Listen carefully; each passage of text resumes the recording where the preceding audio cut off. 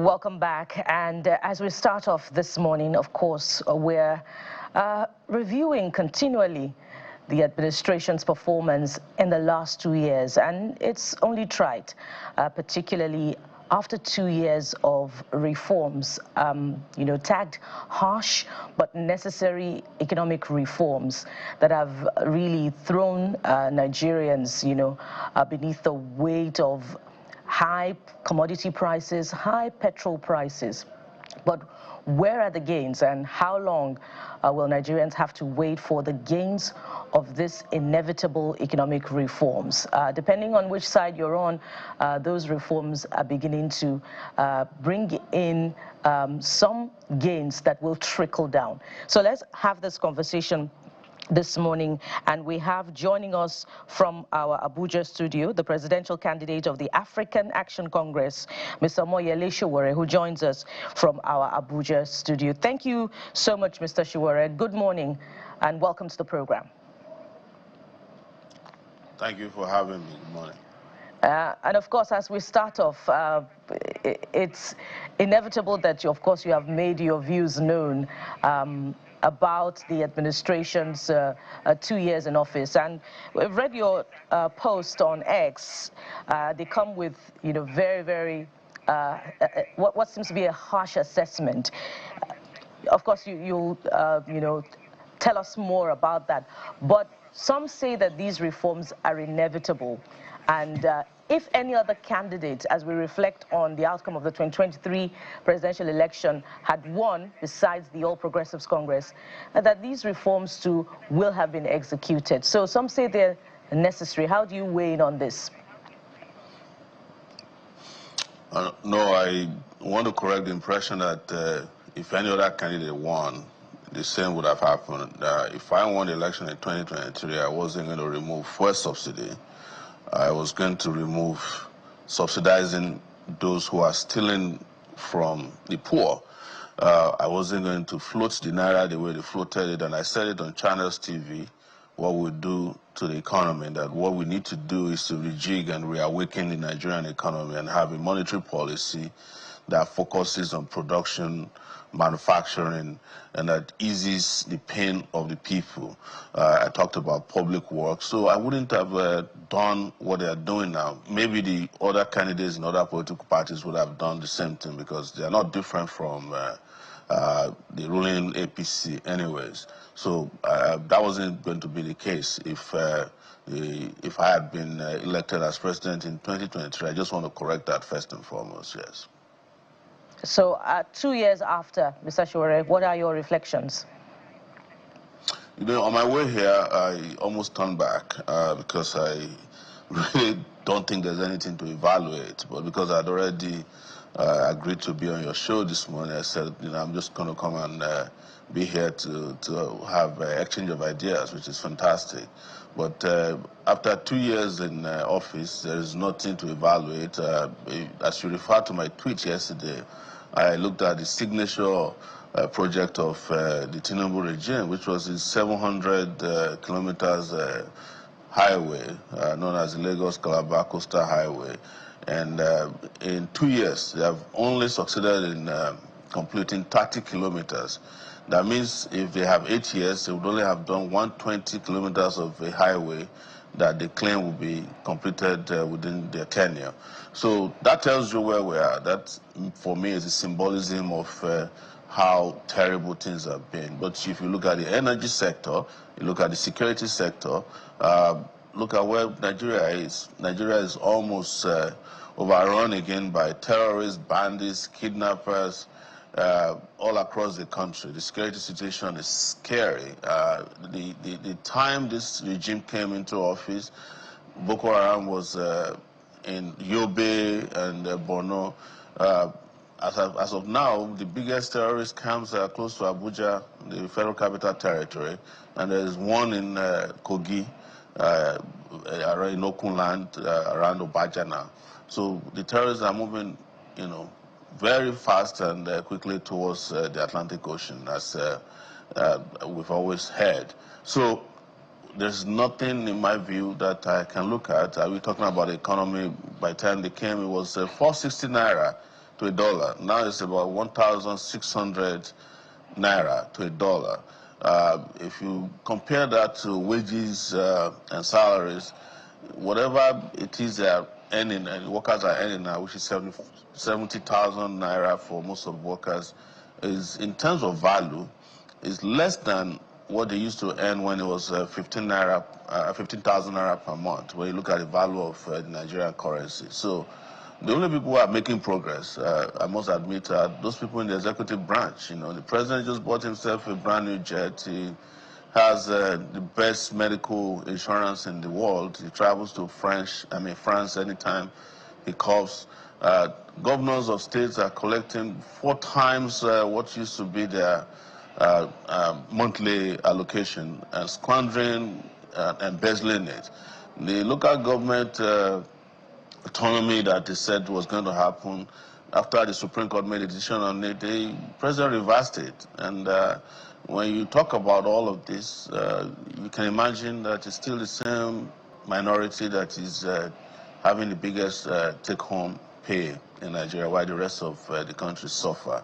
And we're not just saying this for the sake of opposing the regime. We're saying it because it's the truth. Nigerians and their like numbers are suffering. And before I came on the show, I also have listened to some of you saying, well, things are really bad. But things are worse than you can even express on air. All right, Mr. Sowore, I want to read the statement of the president marking his 2nd anniversary to you so that you would respond to part of the reasons why he had to make those, from his own end, they call it bold decision. Others are saying is not a sensitive decision. But let's hear what he had to say. So let me be clear. The only alternative to the reforms we initiated was a fiscal crisis. He listed runaway inflation, external debt default, crippling fuel shortages, a plunging naira, and an economy in a free fall. Despite the bump in the cost of living, we have made undeniable progress. Inflation has begun to ease, rice prices and other staples are declining. Oil and gas sector is recovering. Rig counts are up by over 400%, and over $8 billion in new investments have been committed. I would like you to respond to that part of the statement. Those statements that the president read were actually written by him, or if he vetted those statements, because there's nothing in those statements that reflect the reality on the ground. The price of rice has not gone down. As I'm aware, of course, there might be markets where they rig these numbers, like they rig elections. I am not aware that the Nigerian economy is doing better, or that you have $8 billion in investments. Where are these investments coming into the country? And where is the inflation? Where has the inflation gone down? I don't understand when you are not making progress, you are claiming progress. This is just very deceitful. I'm not aware. We live in this country. I've been here now for 6 months, and before then I was around for 5 years. So there is nowhere in Nigeria that I've met anybody who can tell you that they are buying rice the same amount of money they were buying it 2 years ago. Nowhere.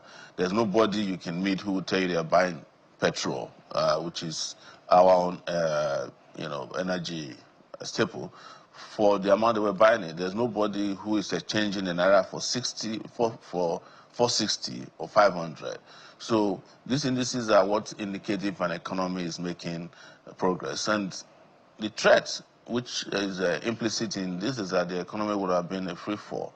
I don't know how an economy can be, can fall more freely than the Nigerian economy in the last 2 years, where everything practically collapsed, and the standard of living of the people are in tatters. So that's why I'm saying I honestly don't know who are writing all the speeches for them. But it's Nigeria, they live in alternate reality. I mean, those in power. Right. So let's take a look at some of the achievements listed yet again. We may have seen some of the front pages yesterday. Over 300,000 beneficiaries of students' loan scheme. By the way, do you see that as an achievement, the student loan? don't see student loans as an achievement. I don't see anybody who is borrowing against a future in which there are not going to be jobs to repay back the loans as an achievement. I took loans before to go to school in the U.S., and I would never count it as it's one of the worst decisions I took in my life was to have gone to school, paying loans. We shouldn't be giving student loans to students who have no means of paying them back, who have no parents who have jobs, whose old parents who have retired have no pension. Those ones are only reasonable and, not in every circumstance anyway. In countries where the standard of living is high, the standard of living is high, and you are guaranteed of employment when you graduate. If you are not guaranteed of any form of employment, why are you taking loan, except you want to live perpetually in peonage? Right. That should not be the case. We should be giving grants to students to complete. That's the people who are celebrating loans themselves did not take loans to go to school in this country. There's nobody my age who paid through their nose to go to school in Nigeria. So many of them, especially the guys who are running Nigeria now, who are from the southwestern part of the country, enjoyed free education. Why are they suddenly against providing the same level of education to their own people? And there goes my next question, Mr. Sowore.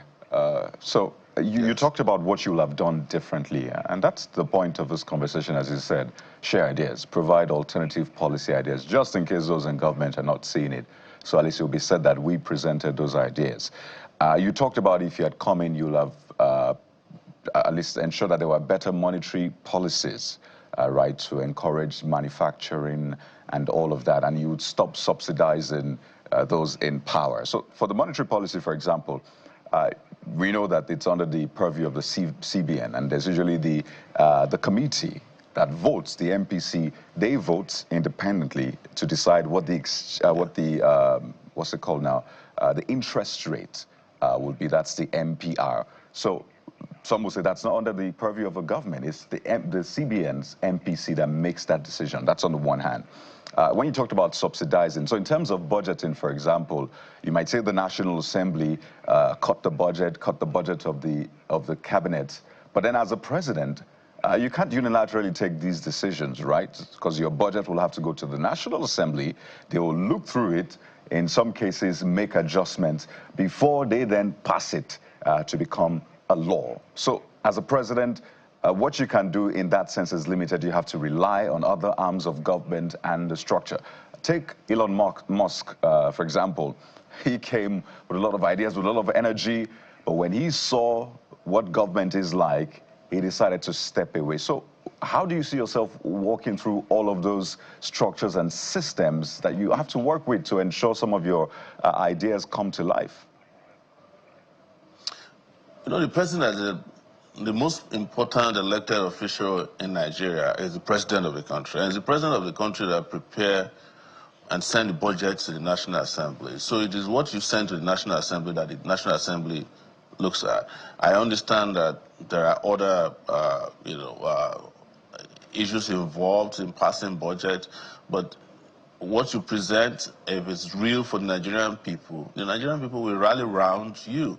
You mentioned the U.S. Whenever the president presents the budget and the National Assembly of the U.S., which is known as the U.S. Congress, decides not to pass the budget, there will be a situation where there might be a shutdown of government because the executive branch will say this is what we want for the people, and the legislative arm might say, well, we think differently, and then they enter into negotiation and they decide what is good for the people, and the people on the other side will be watching them and putting pressure on the people who should pass the budget. Just now you are mentioning the MPC, that's the central bank, who meet every quarter whenever they meet and decide on interest rates. You look at it, which is why Nigeria is a laughable situation. The idea of just sitting and increasing or reducing interest rates is based on one reason, that people actually save money. But in a country where only 7% of your populace has more than 500,000 naira in their bank accounts, it is useless to sit and be tinkling with interest rates. Interest rates were made to be central to economic decisions on monetary policies by Paul Volcker in 1980 in the US under the Carter regime when the economy was falling apart. It was a 1980 idea, and that's why, Nigeria hasn't made much progress in terms of the thinking that goes into our economic actions or monetary policies. Is that people are still using Paul Volcker's idea. Even after Paul Volcker has died, Carter has died, we are still thinking about monetary policies that are based on savings in a country where nobody is saving money. That is the basic idea behind the MPC sitting every time and thinking with, but you ask yourself, how is it that you go to a bank and borrow money to manufacture, and then your interest rate is at 20-something%? How are you going to pay that back? Does that even make sense? The US we were talking about, where they brought the idea from, their interest rate is around 3-point-something%, the highest. It's only when you are dealing with credit card companies and when your credit scores are very low that you get to pay high interest rates. But over here, you increase the interest rates, nobody can borrow to manufacture anything, nobody can pay back those interest rates, and you keep talking about interest rates as a central decision for, you have all this bank of microphones in front of the central bank governor, it's just, speaking to nothing. Interest rates are not supposed to be central to economic development or monetary policies. Monetary policies are supposed to ginger economic development and growth. And any of these decisions that don't make that possible is not monetary policy. It's just press conferences of the MPC on a quarterly basis. So, Mr. Sowore, let's look at other economic indicators now. And the World Bank itself adjudged that Nigeria's GDP has recorded significant growth in the last 10 years, if you measure it. There's also the speech from President Tinubu's second anniversary saying that debt service to revenue has dropped significantly to 40%.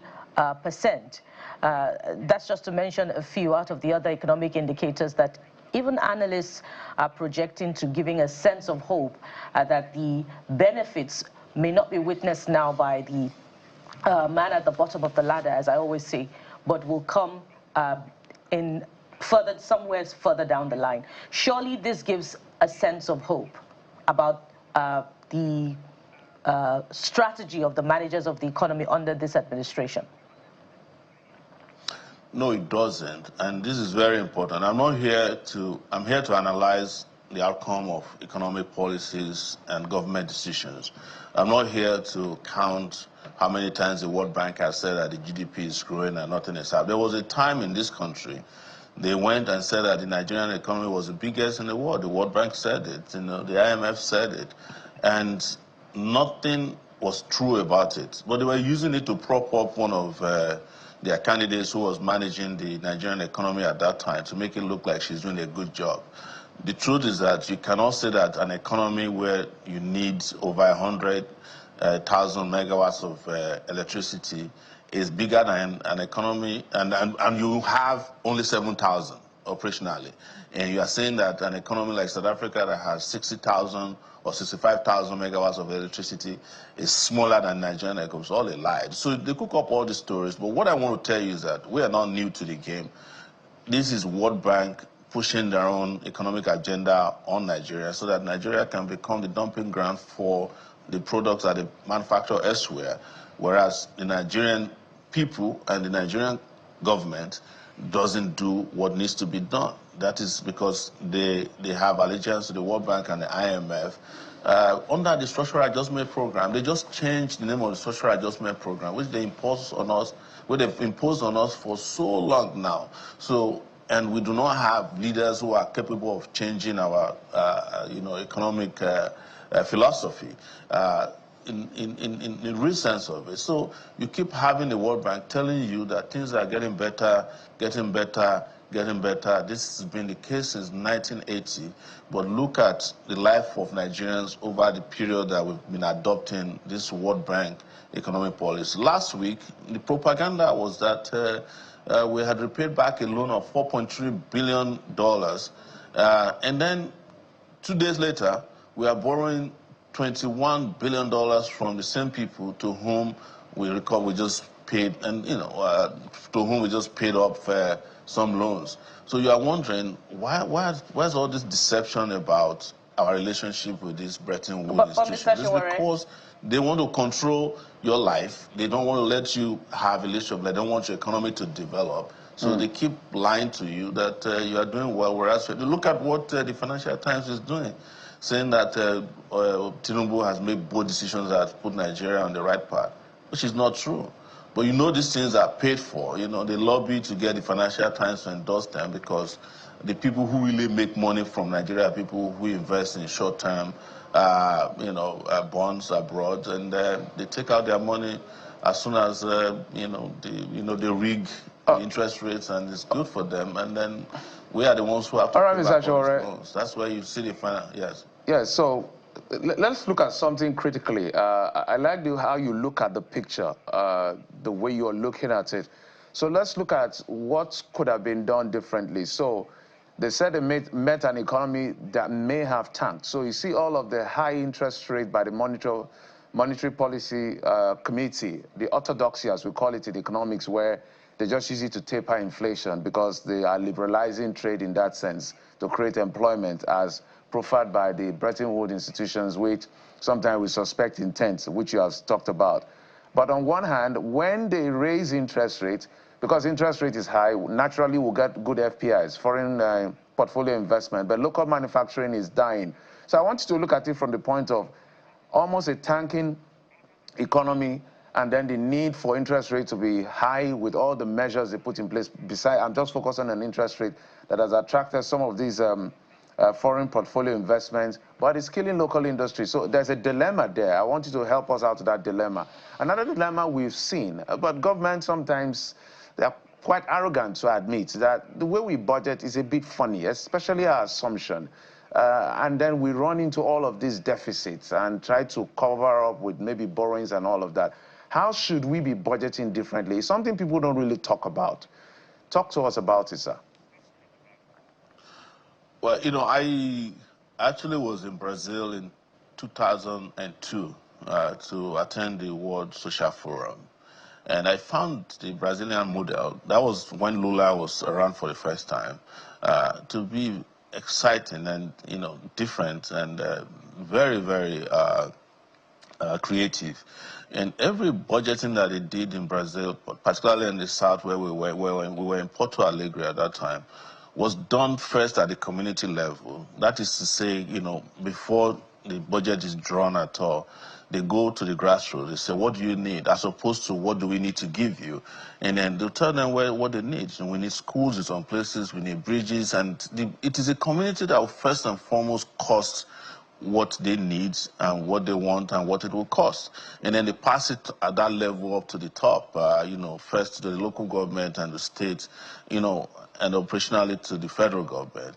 And then when the budget comes back, they will find out that the budgets are realistic and they are not padded, because the biggest problem with Nigerian budget is padding. The people who actually make the most amount of money, the corruption involved in budgeting have not been spoken about in Nigeria. There's a cabal that's involved, in the parliament and the executive sector in preparing budgets. They are the most powerful people, almost some of the most powerful people in this country. But we've never talked about them before.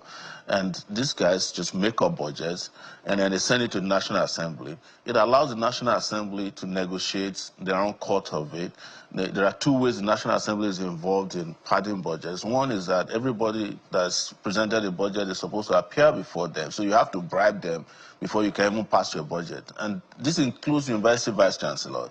And the second aspect is that they then include what they call constituency projects. It is not the job of the National Assembly to be running constituency projects. They can suggest to the executive branch what they want to be done for their constituents, but it's not up to them to then become contractors who then implement these constituency projects. And that is why you have over ₦1 trillion padded into the Nigerian budget, and I can guarantee you that those constituency projects never get executed. So, to your question, Mine will be a democratization of the budgeting system, where we go to the grassroots, ask people what they need at the grassroots levels, local governments, states already have, and then we come to the federal, and we put all this together with the executive branch budgeting office, and say this is what Nigerian people need for this year, and this is what it's going to cost. And we have an open and transparent process in which every dime we're spending is accounted for and can be seen by the people. If I'm building a bridge, I want people to know with a signboard in front of the bridge, the cost of the bridge, who is constructing it, what is the CAC number of that company, and where it is located. For everybody to see that transfer, there must also be one on the website that says, this is how far we've gone. This is where it is. And if there's any stoppage, we want the citizens to have an input into monitoring these projects for you. So that's how budgeting should be, and that's how the making of budget should be, and that's my own proposal for it, that it should start from the grassroots. And this has worked very well for the Brazilian people, to the point that it was so great that Lula had to return to office because he did so well in those areas. So, and you cannot say today that the Brazilian economy is not a good economy, it's not a great one. But over here, the biggest problem we have is the opacity of our budgeting system. Let me tell you that just as we are here today, most state governments, you can't find their budgets anywhere. In 2025, where we are all digital citizens, you can't find the budget of most state governments anywhere to assess how the budget was made and how they are implementing it. They hide it. It's some of the biggest, biggest top secrets in Nigeria. And that just says a lot, really. Just to refer to your previous statement, you have reignited that debate, the monetarism debate. Is it Paul Volcker who's responsible for monetary policy, or Milton Friedman? It's been said that it was Milton Friedman. Monetarism, that's the Nobel Prize-winning economist who wrote about it extensively before Paul Volcker then used it as a Reserve Bank head to bring down inflation. Well, but that's just by Paul Volcker was the one who used it. That's what I'm. That's exactly. That's why I mentioned Carter as well. We should move this to the school where we can have a proper debate. But it's very interesting the way you brought it up, because it just brings to life. I'm a teacher as well. Exactly. So I taught for 8 years in the U.S. 2 U.S. universities. So I understand. That's brilliant. Very well. And it speaks to how we need to develop our own framework that really works for us. Because Milton Friedman sat down and looked at, the trends. He went as far back as 1867, looked at the trend and said, this was what was responsible and this is what we need to do. So other people naturally picked it up from there, and they were able to transform the American economy. So it's a very valid point you make. But, as we are speaking about the second anniversary of President Bola Tinubu, a lot of people are already looking to 2027, and they are ready to crown him president, or at least work for him to become president yet again from 2027 upwards. And I'm sure you've seen all the movements to the center. People are singing, their outfits are being made. It's just a lot of frenzy. You almost think that this was 2027 already, when we're just 2 years in to this administration. So, Mr. Sowore, it looks like he might get a second term if he's going to get this much support. Do you see anything stopping him from getting a second term in spite of some of the failures that you've identified in this administration? Well, it always feels like that with every, as a matter of fact, the frenzy you described, manufactured frenzy, to give the impression, they serve two purposes. One is to create distraction from the failures of the government in power. And there's no government who is into 2 years in power, or even the first year, who don't create some kind of manufactured frenzy around their performance, their preference, and the fact that they are popular. I remember when Yar'Adua was in power, and he had a health crisis. Everybody knew it. While he was in Saudi Arabia, almost brain dead, a group has set up here. It was led by one Polycarp Mwite, I think, campaigning for him. They were already campaigning for his second term, even though the man was dying in hospital. So, there's a cottage industry around that as well. So there's nothing to worry about. what I'm very clear about is that the opportunity for Nigerians to look the other way, to change course and direction is being presented by the Tinubu regime. Except we lose out, this is the best time, to change course, because they have presented the Nigerian people over and over again that, look, we're here to do whatever we want with you. And it is up to the Nigerian people to say, look, we are tired of the abuses, and the subjugation and the decimation of our lives. We are tired of being in darkness. We are tired of being hungry. We are tired of being without sewage, without water. We are tired of an educational system that is messed up. We are tired of a healthcare system that is broken and is not going to be fixed. We are tired of lies and deception. So these guys have presented Nigerian people with clear alternative if they choose to. If they don't, then you can't blame them for getting a second time. But for me, based on their performance, there's no second time here. I don't see a second time. In fact, I do not see an end to a first time that will end well, because they have not started well. So many, points that have been raised from some of the things that you have said so far. For instance, we could ask, how then do we define our relationship, with the Bretton Woods institution? What economic policy approach is best suited for Nigeria if the methods, adopted by the current administration is not working in your perspective? But we seem to focus a bit too much on the federal level, without paying attention to the states. And that's where I want you to weigh in on now. For the states, even regardless of those celebrating 2 years or those in their second term, which stand out for you in terms of management of their local economy, prioritizing human capital development, especially, to balance with what is often considered to be their priority, which is infrastructure development? Which states stand out for you in this regard, Mr. Sowore? A Nigerian state can only stand out in terms of performance if you have never been to a country where things function.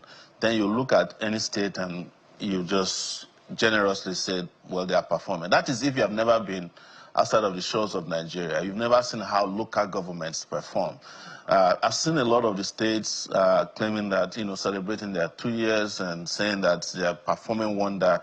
But when you go to the states, there's nothing happening, except we don't, our standards are so low that we celebrate anything, even when there's nothing. So I have not seen a Nigerian state that can boast of 100 kilometers of highway. I've not seen a Nigerian state that can boast of schools that are of the best standards. I'm not talking about even international standards. I'm talking about local standards that we used to have in the 80s and even 90s. I haven't found a state that can boast of any good hospital. None.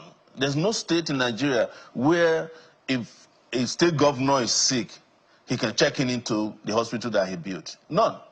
I've never met such a state. I've never met a state that pays salaries to workers that can take the workers home, or that can be said to be a living wage. So, except you don't know what states are supposed to do, or what states do in other places, then you can start, and be saying that, in the country of the blind, the man with glaucoma is the best, So, and I'm not mocking people with glaucoma because it's not fault of their own. But I'm just saying that people who claim to be governors in our states, none of them has done anything, Maybe the only thing they do is to buy live stream from TV stations and just read out statistics that don't conform with what's on the ground. I saw one yesterday who was laboriously sweating, and showing all these car parks. And I mean, how do you celebrate car parks in 2025? People celebrate university, People go to Saudi Arabia and know what they are doing with oil resources. Go to Qatar, go to all these Gulf states, look at Caribbean countries, small countries that you don't even see on the map of the world. They are doing better than Nigeria. And then you have state governors who are buying 2 hours of live stream to read statistics of achievements that don't exist. I'm so sorry to say that I don't know how to rate states in Nigeria, considering that we live in the same country where nothing is happening. So it's much ado about nothing. Well, Mr. Sowore, it's a gloomy picture that you paint, but there's absolutely nothing wrong with raising the bar of excellence. And we must bring you back to have a continuation, a part 2 of that debate on how we should better manage the economy. We must thank you very much for your time on the program at this point. We've been talking with Mr. Omoyele Sowore, presidential candidate of the African Action Congress in 2023. He joins us from our Abuja studio. Thank you so much for your time. Thank you.